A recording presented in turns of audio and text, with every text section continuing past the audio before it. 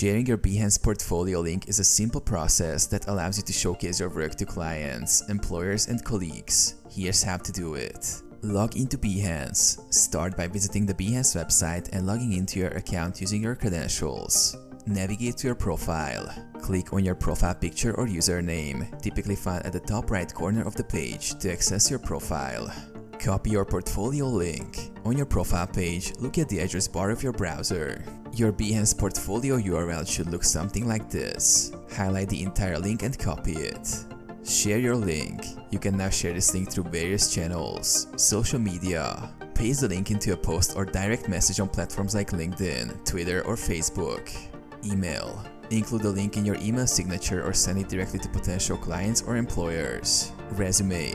Add the link to your resume or CV under a portfolio section. Encourage feedback. When sharing, invite viewers to provide feedback or connect with you for opportunities.